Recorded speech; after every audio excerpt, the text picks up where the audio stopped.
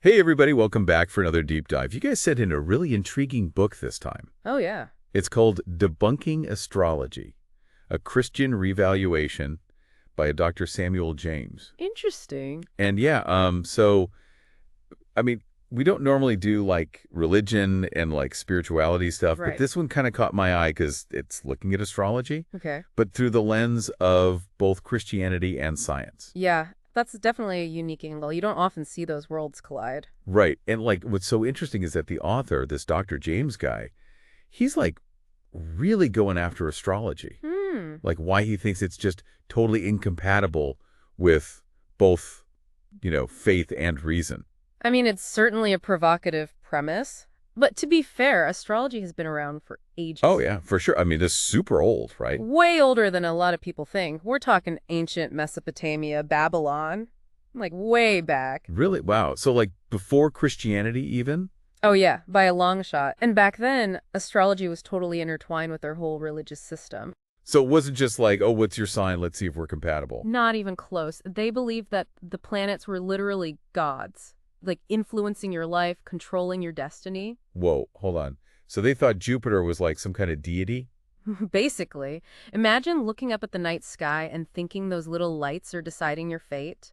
Talk about pressure. That's wild. Like ancient astrology was a whole different ballgame. It was, and it's crazy how some of those ancient ideas have stuck around even if we don't realize it. Like what? You mean besides people still reading their horoscopes? Well, yeah, that's part of it, but think about the zodiac. Everyone knows their sun sign, right? Yeah, of course. But that's just scratching the surface. The zodiac is a whole system, a complex map that was used for predictions, understanding personality, all sorts of things. Okay, but how does that actually work? I mean, are we really saying that the stars dictate our entire personality? Just because, I was born when the sun was in a certain constellation. Well, that is the basic idea behind astrology, and that's precisely where Dr. James starts to take issue. He argues that this whole concept clashes with both science and Christian theology.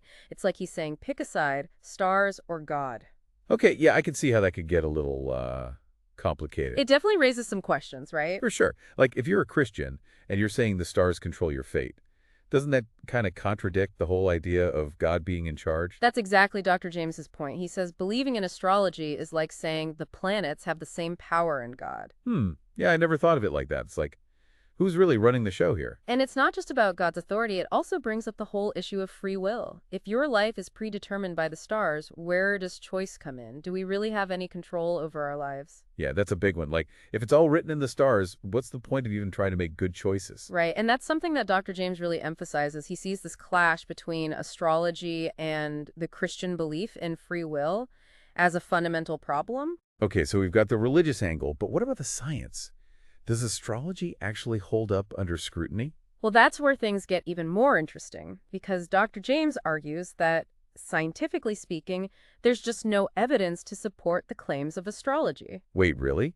But I've totally read horoscopes that were like eerily accurate. I hear you, but have you ever noticed how those horoscopes are often so vague they could apply to almost anyone? Yeah, I guess you're right. It's like today's a good day to follow your heart. And you're like, okay, sure. But also, isn't every day a good day to follow your heart? Exactly. There's a psychological term for that, the Forer effect. It basically means that we're wired to find meaning and patterns even when they don't actually exist. So even if it's not true, our brains kind of trick us into believing it is. In a way, yeah, we crave meaning and control, and astrology can offer that illusion of order in a world that often feels chaotic. Okay, so it's like our brains are kind of messing with us. But still, if there's no scientific proof, why do so many people find astrology compelling? Well, there are a few reasons. One is that our brains are naturally drawn to patterns, even if they're not real. It's a survival mechanism, actually. Really? How so? Think about it. Our ancestors had to be able to spot patterns in nature to survive, like which plants were safe to eat, where to find shelter, when to migrate. So our brains are always looking for those connections. Oh, I see what you mean. So it's like that instinct to find patterns is still with us, even if we're not hunting and gathering anymore. Exactly. And another reason is that we all crave a sense of meaning and purpose, right? Astrology can offer that. It can make us feel like we're part of something bigger than ourselves, that our lives have a predetermined plan. Okay, I'm starting to see how it all fits together. It's not just about the stars, it's about how our brains work.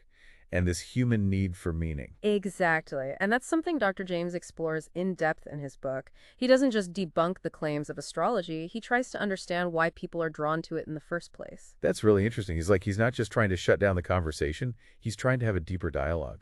Exactly. He's trying to get to the heart of what makes astrology so appealing, even if he ultimately believes it's misguided. I'm definitely curious to hear more about that. But before we dive into that, I have a question. You mentioned something earlier about different types of astrology. Oh, right. Yeah, I always thought it was just like the Western zodiac, Aries, Taurus, and all that. Oh, there's a whole world of astrological systems out there. Hindu astrology or Vedic astrology is a completely different beast. Oh, really? Yeah. It's way more focused on finding the right time for things based on the alignment of the planets, like the best time to get married, start a business, even have a baby. Whoa, that's intense. So it's less about your personality and more about timing? Exactly. It's all about auspicious timing and finding the most favorable moment for any given action. I'm starting to see how these different systems could get pretty complex. And we haven't even talked about Chinese astrology yet, right? Not yet. That one's a whole other can of worms. With its animal zodiac and the five elements, it's a completely different approach to understanding the cosmos and its influence on human life. Wow, so many ways to look at the same sky. But if they're all so different, it makes you wonder if any of them have any real basis at all. Right. Are we just making it all up as we go along? That's a question that Dr. James grapples with throughout his book. I'm really curious to hear more about his take on all this. It sounds like he's done his research. Oh, he definitely has. He goes deep into the history and evolution of astrology, comparing different systems from around the world. He even looks at how some early Christians dabbled in astrology before the church ultimately rejected it. Wow, I had no idea. It sounds like he's really trying to give a comprehensive critique, not just dismiss it out of hand. That's exactly what he's doing, and he does it all with a level of respect and sensitivity that I really appreciate. He's not trying to condemn anyone who believes in astrology, but he is presenting a different perspective, one that's rooted in faith and a deep understanding of Christian theology. Okay, so it's like he's not saying you're wrong for believing in this. He's more like, here's another way to look at things. Exactly. He's inviting people to think critically about their beliefs and to consider a different path. I like that. It's about opening up the conversation, not shutting it down. Right, and it's about recognizing that even though Dr. James ultimately believes that astrology is misguided, there are still valid reasons why people are drawn to it. He doesn't dismiss those reasons, he tries to understand them. I can definitely see how that approach could lead to some really interesting discussions. And speaking of discussions, we haven't even touched on the most important part yet. Oh, you mean Dr. James's alternative to astrology? Exactly. He doesn't just critique astrology, he offers a completely different framework for finding meaning and purpose in life. And I'm really curious to hear more about that. Well, buckle up, because that's where things get really interesting. Dr. James's vision of true fulfillment is not about looking to the stars. It's about looking inward and upward. Ooh, okay. Now I'm intrigued. Tell me more. What does he propose? Well, that's what we'll dive into next, but I can tell you this. It's not your typical self-help advice. Dr. James's approach is deeply rooted in his faith and offers a pretty radical alternative to the way most people approach life in the modern world. Sounds like we're about to get deep. I'm ready for it. Are you? Absolutely. Let's dive in. So where were we? Ah, yes, Dr. James's alternative to astrology. Right. He's all about looking inward and upward, not to the stars. But what does that actually look like? How do you just swap out astrology for something else? Especially if you're not, a super religious person. That's a great question, and honestly, it's something a lot of people struggle with. Dr. James acknowledges that straight up. He knows it's not easy to just ditch a belief system, especially one that's as old and, let's be honest, kind of alluring as astrology. Okay. Yeah, I mean, it's easy to get caught up in the whole mystique of it all. Totally. But Dr. James argues that true fulfillment, like real deep down satisfaction with your life, it doesn't come from knowing your rising sign or whatever. It comes from having a genuine relationship with something bigger than yourself. So like a higher power. Yeah, basically, he's talking about God, obviously, since it's a Christian perspective. But even if you're not religious, I think the core idea still resonates. It's about recognizing that we're not the center of the universe, that there's something more to life than just our own individual experiences. Okay, I could see how that could be powerful. But for someone who's not into organized religion, the whole relationship with God thing might sound a little intimidating? I don't know. Yeah, it can definitely be a hurdle.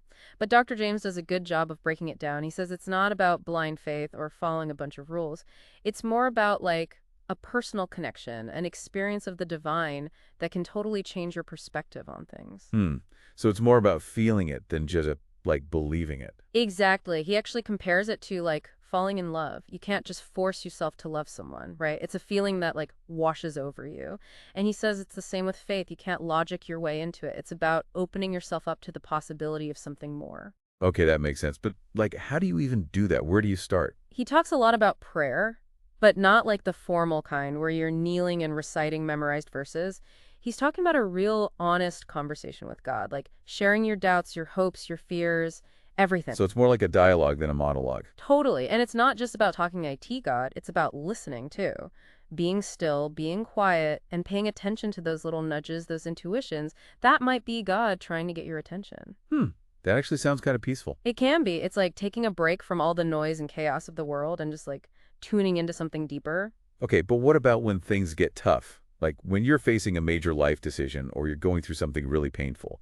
Does Dr. James have any advice for those moments? He does. He emphasizes the importance of seeking guidance, not from the stars, but from like trusted sources of wisdom. He talks about the Bible, obviously, but also about seeking counsel from people you respect, people who share your values. So it's like you're not supposed to figure everything out on your own. Right. He really stresses the importance of community, of having people you can lean on, people who can offer support and guidance when you need it. I could see how that would be helpful. It's easy to feel isolated when you're going through something difficult. Totally. And Dr. James argues that as Christians, we're meant to be part of a community to support each other on our spiritual journeys.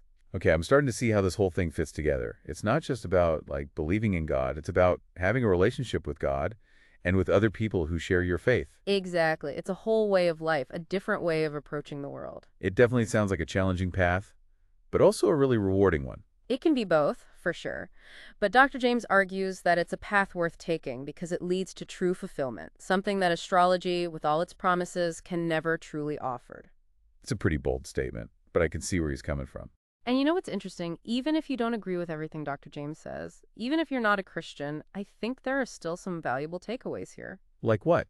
Well, for one, the idea that we're not the center of the universe, that there's something bigger than ourselves, something that connects us all. Yeah, that's a powerful idea. And also the importance of seeking guidance and support from others, whether it's from a religious community or just from people you trust.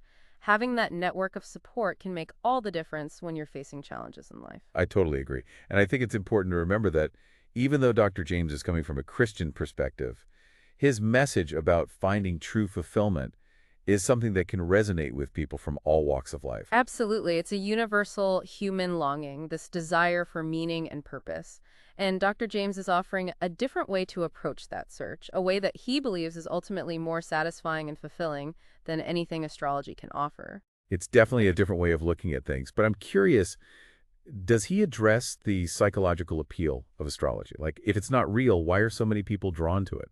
He does, and he actually has a really interesting take on it. He says that our desire to find patterns and make sense of the world, it's not a bad thing. It's part of what makes us human. It's that same instinct that drives scientific discovery, creativity, all sorts of amazing things. So it's not about suppressing that instinct, it's about channeling it in a different direction. Exactly. He's saying instead of looking for meaning in the stars, look for it in your relationship with God, in your connection with other people, in the beauty and wonder of the world around you. That's a beautiful message. It's like shifting your focus from the external to the internal. Right. And he believes that ultimately that's where true fulfillment lies, not in trying to decipher the movements of celestial bodies, but in cultivating those deep, meaningful connections that give our lives purpose and direction. It's a pretty radical departure from the way most people think about these things, but I can see how it could be really liberating. It can be. It's about taking ownership of your life, recognizing that you have the power to choose your path and to create your own meaning.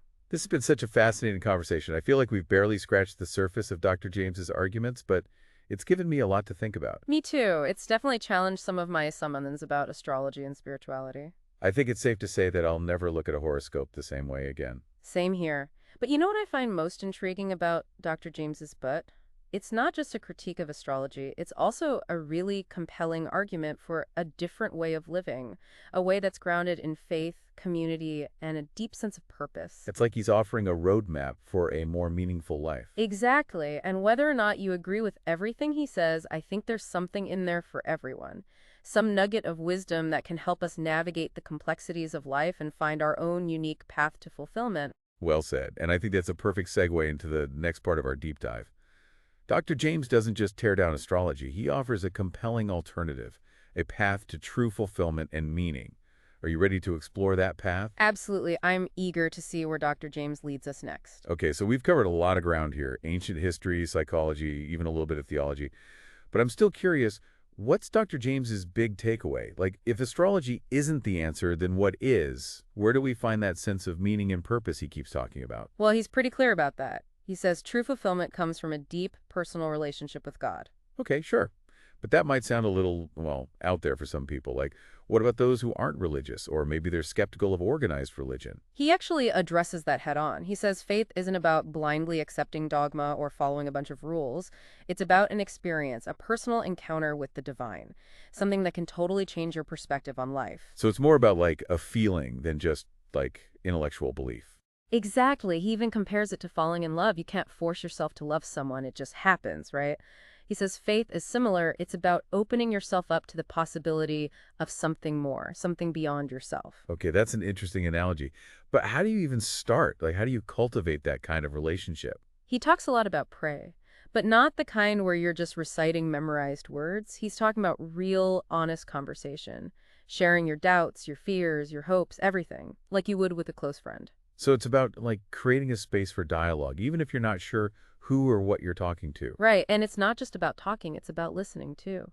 Quieting your mind, paying attention to those little nudges and intuitions that might be, well, God trying to get your attention. That sounds kind of like mindfulness or meditation. Is there a connection there? Definitely. A lot of spiritual traditions emphasize the importance of stillness and presence. Dr. James says those practices can help you become more attuned to God's presence in your life. Okay, I could see how that could be powerful. But what about when things get really tough, like you're facing a major life decision or going through something painful? What does Dr. James say about that? He says seek guidance, but not from the stars. He says turn to the Bible, for sure, but also to other people. Wise, trusted individuals who share your values and can offer a different perspective. So you're not supposed to figure everything out on your own. He really stresses the importance of community, having people you can lean on, people who can offer support and guidance when you need it most. That makes sense. It's easy to feel isolated when you're going through something difficult. Exactly. And Dr. James reminds us that as Christians, we're meant to be part of a community, to support each other on our spiritual journeys. I'm starting to see the bigger picture here. It's not just about believing in God. It's about having a relationship with God and with other people who share your faith. It's a whole way of life, a different way of approaching the world. It's challenging, for sure, but Dr. James believes it's ultimately more rewarding than anything astrology can offer. It's a bold claim. But I get where he's coming from. And you know, even if they're not religious, there's still some good stuff in there. Like the idea that we're not the center of the universe, that there's something bigger connecting us all, that's powerful. Absolutely. And the importance of community, of having people to support you through tough times. That's universal. Totally. And I think it's really cool that even though he's coming from a Christian perspective, Dr. James's message about finding fulfillment is something that can resonate with people from all walks of life. It really is. It's like we all crave that sense of meaning and purpose. And Dr. James is offering a different way to find it. He is. It's about shifting your focus, turning inward instead of outward. It's not easy, but he makes a pretty compelling case for why it's worth the effort. This has been a mind-blowing conversation. Astrology, faith, the search for meaning. We've covered so much. I know. I feel like I need to go back and reread the book now with all these new insights.